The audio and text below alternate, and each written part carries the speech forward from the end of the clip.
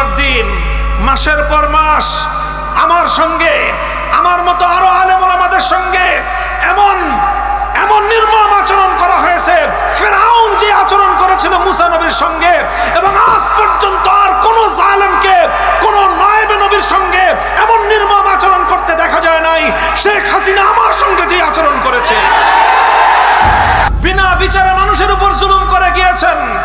2009 সালে 57 জন সেনা কর্মকর্তাদেরকে নির্মমভাবে হত্যা করেছেন।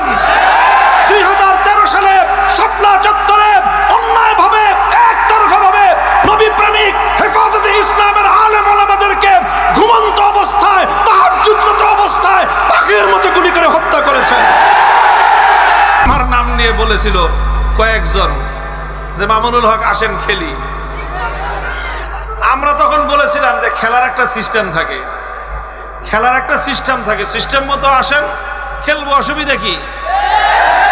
যখন খেলার ফাইনালের খেলার দিন আসলো, তখন গণভবনে যা দেখা গেল খেলোয়াড় তো দূরের কথা, কোনো খেলোয়াড়ের জাঙ্গা পায়জামাও নাই। আমরা ওনাদের শত্রুতে পরিণত হলাম। আমার বিরুদ্ধে ব্যক্তিগতভাবে তিনি ক্ষুব্ধ হয়ে উঠলেন। আমার বিরুদ্ধে এমন কোন ষড়যন্ত্র নাই যেটা তিনি করলেন না। জাতীয় সংসদে দাঁড়িয়ে তিনি আমাকে আঘাত করার চেষ্টা করলেন, ঘায়েল করার চেষ্টা করলেন। একদিন দুদিন নয়, বন্দি করে 3 বছর আমার সকল সঙ্গী সাথী, প্রায় 1200 সাথী সহ 1200 সঙ্গী সহ আমরা কারারুদ্ধ হলাম। 40 দিন পুলিশের রিমান্ডে থেকেছি এক চিল্লা। আমার 1200 সঙ্গী সাথী সব রিলিজ, আমাকে ছাড়ে না। নির্বাচন করলেন, তাও ছাড়ে না। নির্বাচন করে যখন ক্ষমতা পাকাপোক্ত হলো, মনে করলো যে এখন আর কোনো ভয় নাই, তারপরে আমাকে ছাড়লেন। তো মনে করেছিলেন কোনো ভয় নাই। দেশের মানুষও মনে করছিল যেইভাবে সাজায়া বসছে, এটাকে আর নামানো সম্ভব না। মা জানানতুম আন ইয়াখরুজু ওয়া যান্নু আন্নাহুম মানিআতুহুম হুসুনুহুম মিনাল্লাহ ফাআতাহুমুল্লাহু মিন হাইসু লাম ইয়াহতাসিবু। আমরাও মনে করতাম যেইভাবে সাজাইছে, পুলিশ সাজাইছে, র‍্যাব সাজিয়েছে, প্রশাসন সাজানো, সব তার হাতের মুঠোয়। তারপরে আবার প্রতিবেশী এত বিশাল রাষ্ট্র, তারা এই দেশের জনগণের প্রকাশ্য প্রতিপক্ষ হয়ে দাঁড়িয়ে স্পষ্ট ঘোষণা দিল যে কোনো মূল্যে এদেশের সমস্ত মানুষের মতামতের বিপরীতে হলেও সেই হাসিনা সরকারকেই তারা ক্ষমতায় বহাল রাখবে। এই ঘোষণা দেওয়ার পর এবং এই ধরনের কার্যকলাপ পরিচালনা করার পর দেশের প্রায় সব মানুষই এই আশা ছেড়ে দিয়েছিল যে জীবদ্দশায় বুঝি আর কোনোদিন এই সরকারের পতন হবে না। আমরাও মনে করি নাই পতন হবে, তারাও মনে করে নাই। যেইভাবে সাজিয়েছি, এই দুর্ভেদ্য দুর্গের মধ্যে কোনো ধরনের আক্রমণ, কোনো ধরনের কোনো আঘাত আসতে পারে, এটা তারা কল্পনাও করে নাই। আমার আল্লাহ বলেন ফাআতাহুমুল্লাহু মিন হাইসু লাম ইয়াহতাসিবু, ফাআতাহুমুল্লাহু মিন হাইসু লাম ইয়াহতাসিবু। আল্লাহ পাকের সুন্নাতুল্লাহ, আমার আল্লাহর নীতি হলো যে কোনো কাফের শাসক যদি ইনসাফের সাথে দেশ চালায়, রাষ্ট্র চালায়, আল্লাহ তাকে ধরেন না। কিন্তু কোন মুসলমানও যদি জুলুমের সঙ্গে, রাষ্ট্রের নাগরিকদের সঙ্গে, দেশের প্রজাদের সাথে, দেশের মানুষ এবং জনগণের সঙ্গে যদি অন্যায় করে, অবিচার করে, বৈষম্য করে, জুলুম করে, আল্লাহ সে মুসলমান হলেও সে জালেমকে আল্লাহ বেশি দিন ক্ষমতায় থাকতে দেন না। এটা আল্লাহর ওয়াদা এবং এটা আল্লাহর নীতি। কিন্তু আমরাও মনে করছিলাম নামবে কোনখান দিয়ে, নামার তো কোনো জায়গাই নেই। আর উনিও মনে করছিলেন আসবে কোনখান দিয়ে, আসার তো কোনো রাস্তাই নাই। 100টার মধ্যে 100টা রাস্তাই তারা বন্ধ করে রেখেছিলেন তাদের কাছ পর্যন্ত যাওয়ার। কিন্তু আল্লাহ বলেন 100টা রাস্তা তুমি বন্ধ করেছো, আমি আল্লাহ 101 নম্বর রাস্তা দিয়ে তোমাকে ধরতে আসলাম। ঠেকাও দেখি। বেশ অনেক দিন আগে থেকেই কোথাও বের হন না, এমনকি প্রধানমন্ত্রীর কার্যালয়েও তিনি যাইতেন না। গণভবনটাকে এমন ভাবে চতুর্দিক থেকে বাহিনী দিয়ে ঘেরাও করছে যাতে কেউ তার ধারে কাছেও যেতে না পারে। আর আমরা যেহেতু থাকি পাশাপাশি মোহাম্মদপুর, একটা আওয়াজ উঠে গেছে যে মোহাম্মদপুর থেকে মামুনুল হকের নেতৃত্বে গণভবনে যে কোনো সময় আক্রমণ হতে পারে। আমিও কিন্তু এটা ভাবি নাই, কিন্তু তাদের মনের মধ্যে, চোরের মনে, আমি জানি না কেন আমাকে তারা এইভাবে ভয় পাইল যে আমি নাকি গণভবনে যেতে পারি। তো পরে যখন আল্লাহ পাক রব্বুল আলামিন আসলেন, আল্লাহর আযাব যখন আসলো, 100 রাস্তা বন্ধ করছে, আমার আল্লাহ 101 নম্বর রাস্তা দিয়ে পাকড়াও করতে চলে আসছেন। এটা মনে রাখবেন। আল্লাহ বলতেছেন ফাতাহুমুল্লাহু মিন হাইসু লাম ইয়াহতাসিবু। তুমি যদি কেউ চিন্তা করে থাকো যে আল্লাহর পাকড়াওকে তুমি এড়ায় যাবা, আল্লাহর আযাব আসার রাস্তা তুমি বন্ধ করে রাখবা, বোকার স্বর্গে বসবাস করো। আল্লাহ যে কোনখান দিয়ে, কোন পেছে, কোথায় দিয়ে যে তোমাকে আঘাত করবেন, তোমার সমস্ত কলা কৌশল, তোমার বাপ দাদার সমস্ত কৌশল, তোমার বন্ধুদের সমস্ত কৌশল, তোমার জ্ঞাতি গোষ্ঠীর সমস্ত কৌশল, তোমার দেবর ভাসুরদের সমস্ত কৌশল, এই সব ব্যর্থ হয়ে যাবে, কোনোটাই কাজে লাগবে না। উপায় কি? উপায় হলো যেই কারণে আল্লাহর আযাব আসে সেই কারণ দূর করো, আল্লাহর আযাবকে প্রতিহত করার কোনো চেষ্টা করো না। মুহতারাম হাজিরিন, এটা শিক্ষণীয় দৃষ্টান্ত, শিক্ষণীয় দৃষ্টান্ত। সমস্ত আয়োজন সম্পন্ন ছিল। এরপরে আমরা কি দেখলাম? এরপরে দেখলাম যে চতুর্দিক থেকে আল্লাহ পাক রব্বুল আলামিন এমন ভাবে পঙ্গপালের মতো আবাবিল পাঠায় দিলেন। ছোট ছোট মানুষ, ছাত্র, এরা ছাত্র, এরা ছোট।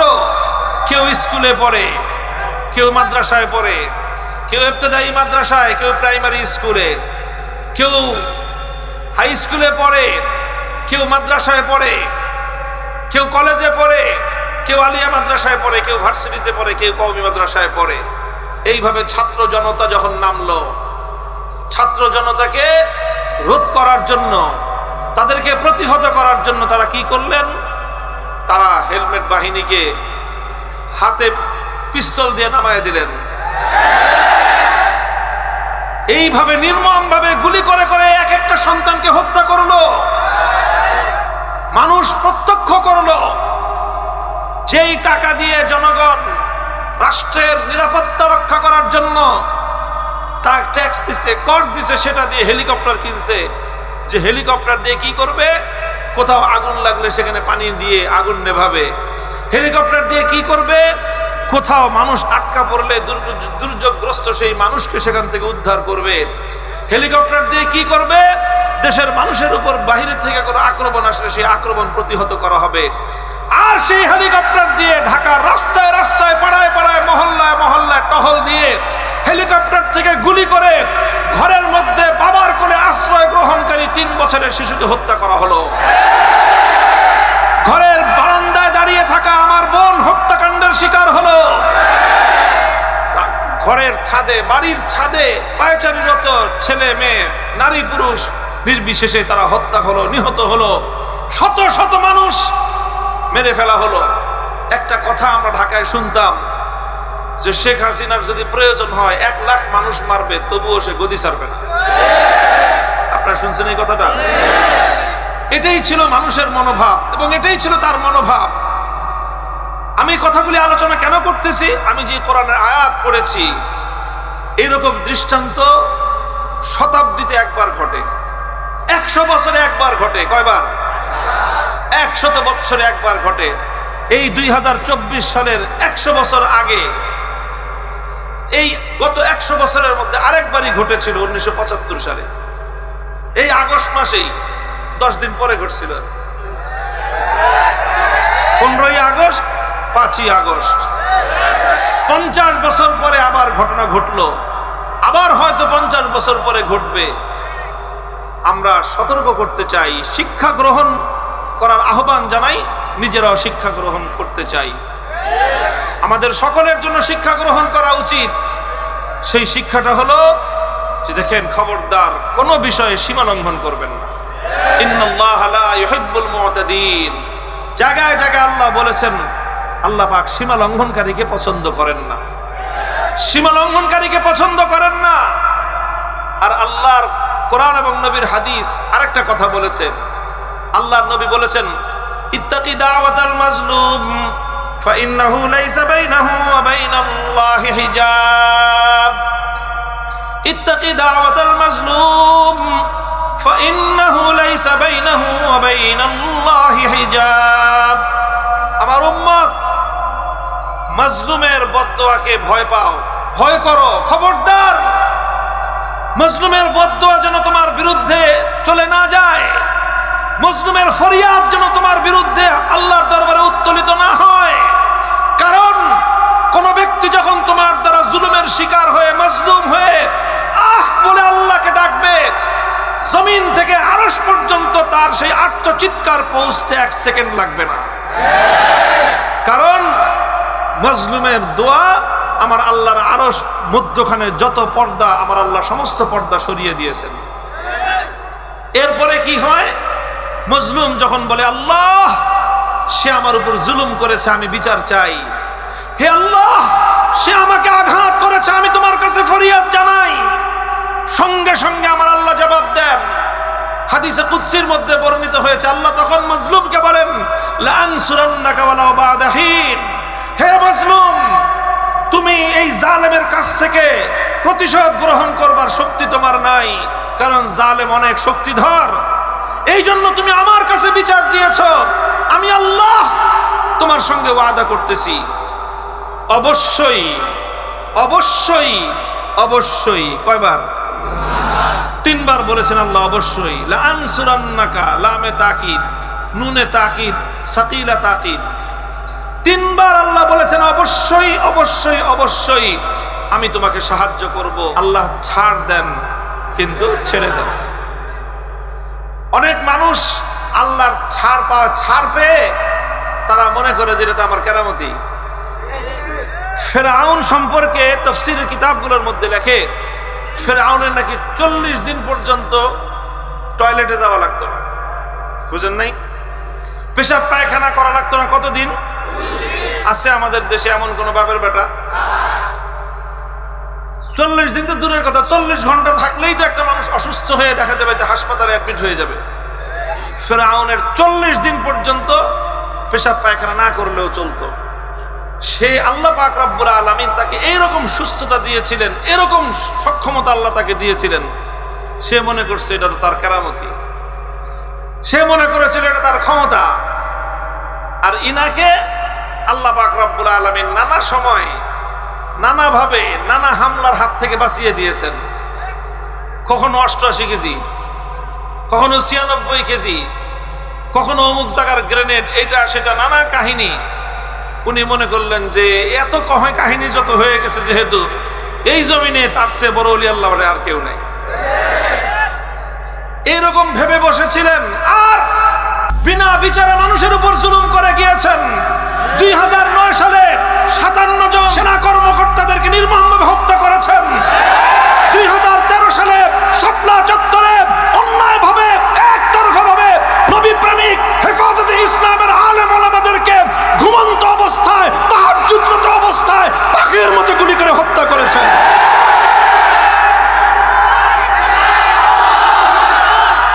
চিন্তা করতে পারেন, চিন্তা করতে পারেন বৈষম্যটা কোথায়? হে দেশবাসী, দেশের কর্ণধার, রাজনৈতিক নেতৃবর্গ, দেশের প্রশাসন, রাষ্ট্রযন্ত্রে যারা আছেন, খুব ভালো করে শুনে রাখেন। দেখেন 2013 সাল যাদের মনে আছে, একটু অতীতের সেই আজ থেকে 11-12 বছর আগের স্মৃতির পাতাটা একটু উল্টান। প্রথমে চলেন শাহবাগের মোড়ে যাই। একদিকে পিজি হাসপাতাল, বঙ্গবন্ধু শেখ মুজিব মেডিকেল কলেজ হাসপাতাল নাম দিয়েছে পরবর্তীতে। আরেকদিকে বাংলাদেশের সবচেয়ে বড় আপনার এই ডায়াবেটিক্সের হাসপাতাল বারডেম।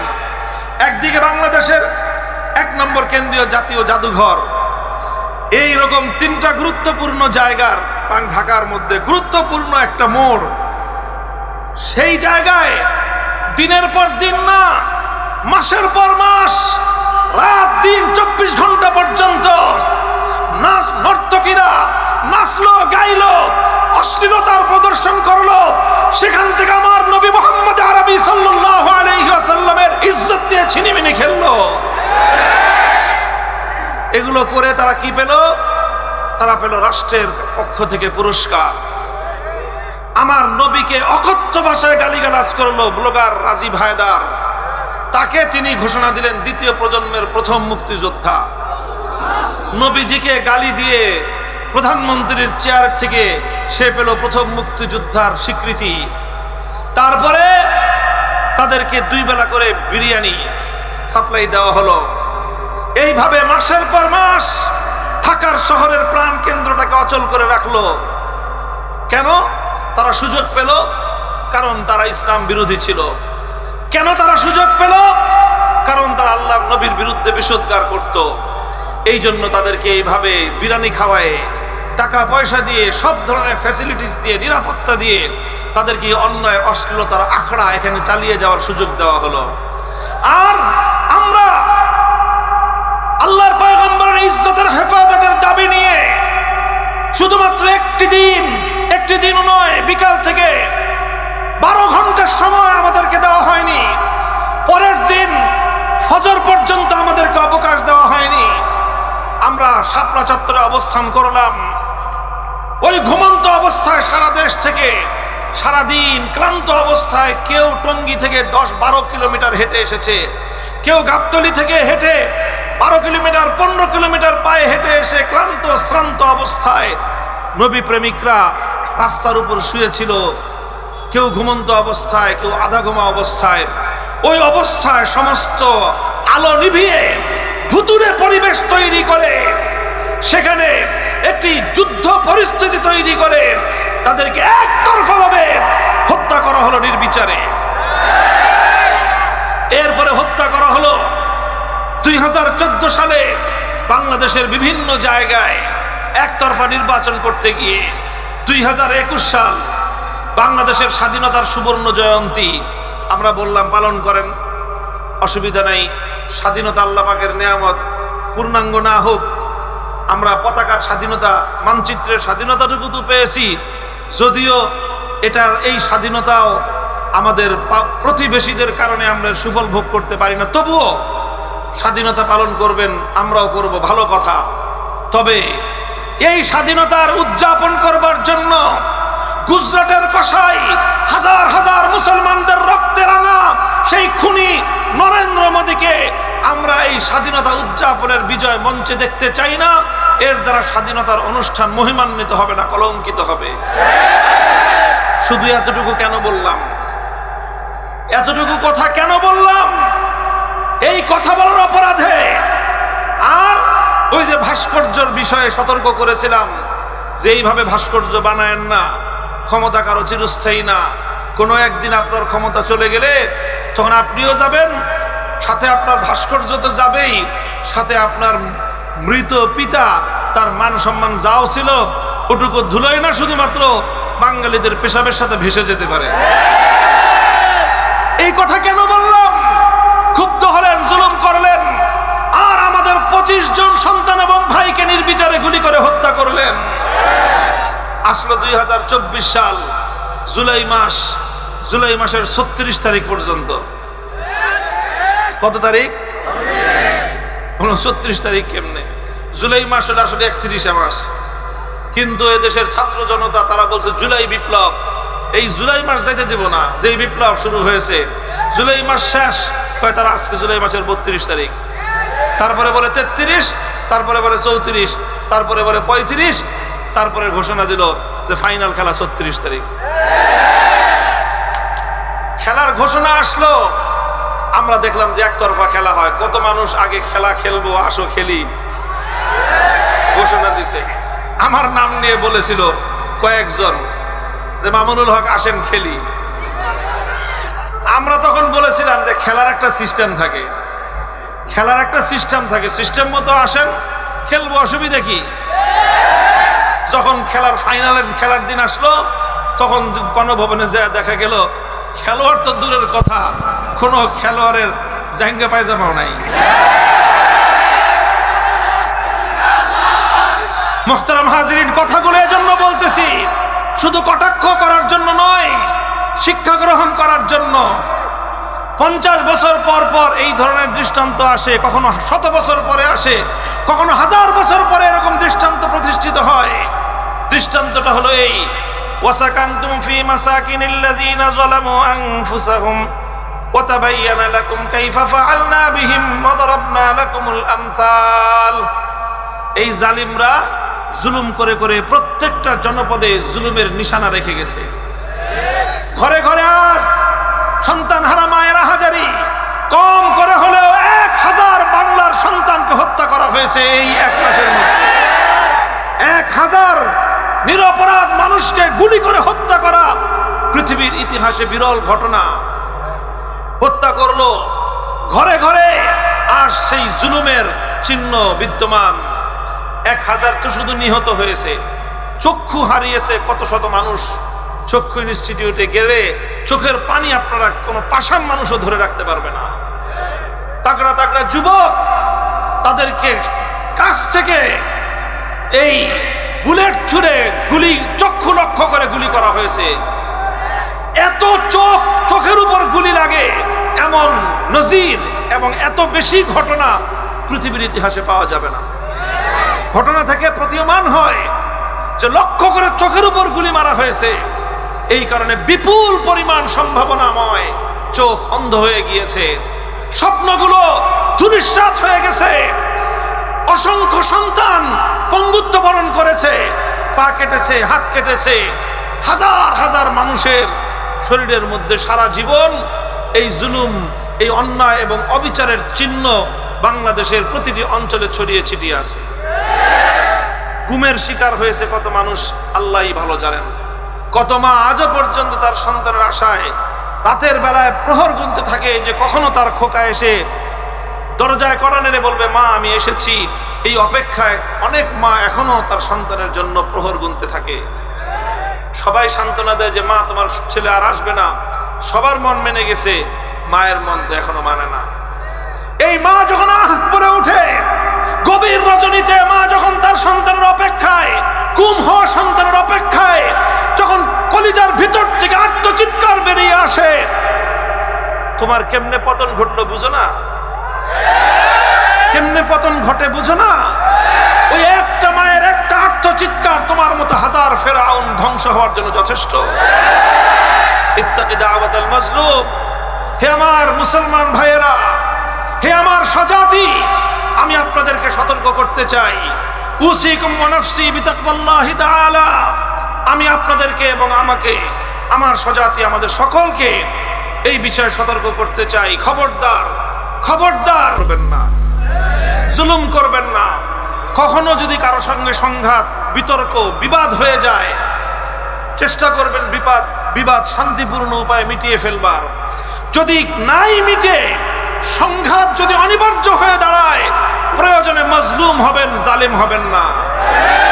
প্রয়োজনে মজলুম হবেন, জালিম হবেন না। মজলুম হয়ে যদি আপনি ক্ষতিগ্রস্ত হন, বিনিময় আল্লাহ দিবেন। জালিম হয়ে আপনি যদি আরেকজনের ক্ষতি করেন, প্রতিশোধ আমার আল্লাহ নিবেন। আর আল্লাহর প্রতিশোধ সহ্য করার ক্ষমতা পৃথিবীর কোনো মাখলুকের নাই।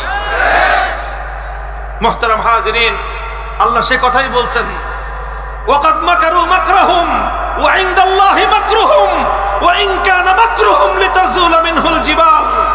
আল্লাহর শপথ করে বলতেছি আমি, কোরআনের এই আয়াত আমি যখন আমার কারাগারে রুদ্ধ থাকা অবস্থায়, বিশেষ করে রাতের অন্ধকারে যখন তেলাওয়াত করতাম, আমার কলিজা কেঁপে উঠত। এরপরে এই কলিজাটা এত প্রশান্ত হতো। আমার আল্লাহ বলছেন যে তারা ষড়যন্ত্র করে, আর আল্লাহ সেই ষড়যন্ত্রের প্রতি উত্তর দেওয়ার জন্য আল্লাহ প্রস্তুতি নেন। যদিও তাদের ষড়যন্ত্র এমন হয়, ওয়া ইন কানা মাকরুহুম লিতাজুলা মিনহুল জিবাল, পাহাড়কে তারা আপন জায়গা থেকে হটিয়ে দেওয়ার মতো কুটিল ষড়যন্ত্র হোক না কেন, সকল ষড়যন্ত্র নস্যাৎ করার জন্য মালিক একজন আছেন, নাম কি? আল্লাহ তাদের সকল ষড়যন্ত্র নস্যাৎ করেছেন কি করেন নাই? দিনের পর দিন, মাসের পর মাস আমার সঙ্গে আমার মতো আরো আলেম ওলামাদের সঙ্গে এমন এমন নির্মম আচরণ করা হয়েছে। ফিরআউন যে আচরণ করেছিল মুসা নবীর সঙ্গে, এবং আজ পর্যন্ত আর কোন জালেমকে কোন নায়েব নবীর সঙ্গে এমন নির্মম আচরণ করতে দেখা যায় নাই। শেখ হাসিনা আমার সঙ্গে যে আচরণ করেছে,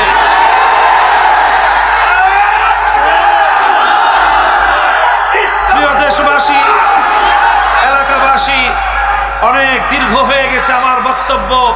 আমি এত লম্বা কথা বলার ইচ্ছা করেছিলাম না। আমি আমার আলোচনা শেষ করব এক শিক্ষার উপর, এক কথার উপর। জুলুম আমরা করব না, কাউকে জুলুম করতেও দেব না। জুলুম আমরা করব না, কাউকে জুলুম করতে। যেখানেই জুলুম দেখবেন, জালেমরা যেখানে আখড়া গাড়বে, মাজলুমরা ঐক্যবদ্ধ হয়ে সমস্ত জালিমের ভিত কাঁপিয়ে তুলতে হবে। প্রস্তুত থাকবেন তো ইনশাআল্লাহ? সমস্ত জুলুমের উৎখাত করে, সমস্ত জুলুমের উৎখাত করে ইনসাফপূর্ণ ন্যায় নীতি ভিত্তিতে একটি সমাজ গড়তে হবে। ইনসাফপূর্ণ বৈষম্যহীন ন্যায় নীতির সমাজ গড়তে হলে মানব রচিত কোনো তন্ত্রমন্ত্র দিয়ে এই পূর্ণাঙ্গ ইনসাফপূর্ণ সমাজ বাস্তবায়ন সম্ভব নয়। এর জন্য একমাত্র প্রয়োজন আরশের মালিক, আসমানের মালিক আল্লাহ রাব্বুল আলামিন প্রদত্ত খেলাফতের রাষ্ট্র ব্যবস্থার মাধ্যমেই ইনসাফপূর্ণ ন্যায়ের সমাজ কায়েম করতে হবে। কাজে আমাদের চূড়ান্ত মঞ্জিল, আমরা খেলাফত, আল্লাহর জমিনে আল্লাহর খেলাফত কায়েম করব ইনশাআল্লাহ। রাজি আছেন তো? আমরা বাংলাদেশ খেলাফত মজলিসের পক্ষ থেকে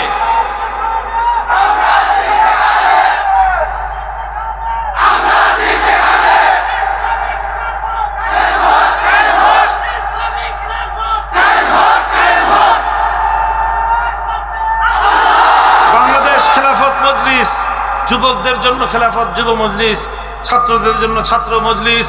আমাদের তিনটি শিক্ষা প্রতিষ্ঠান রয়েছে। কি প্রতিষ্ঠান? শিক্ষা প্রতিষ্ঠান।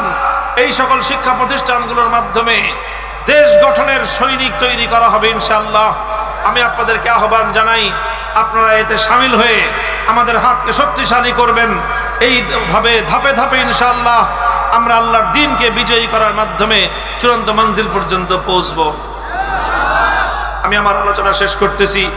আপনাদের এলাকার আমার অত্যন্ত মহব্বতের মানুষ হযরত মাওলানা কোরবান আলী কাসেমি হাফিজাহুল্লাহ তাআলা, মূলত তার মহব্বত এবং ভালোবাসার সূত্রে আজকে আপনাদের এখানে আগমন আমার। উনি আমার কারাগারের একান্ত সহযোগী ছিলেন। দীর্ঘ প্রায় 1 বছর পর্যন্ত তিনি কারারুদ্ধ ছিলেন। ওনার জন্য আমি আপনাদের কাছে দোয়া চাই। ওলামায়ে কেরামের জন্য আপনারা দোয়া করবেন, আলেমদের সাথে থাকবেন। আল্লাহ আপনাদের সকলকে কবুল করুন।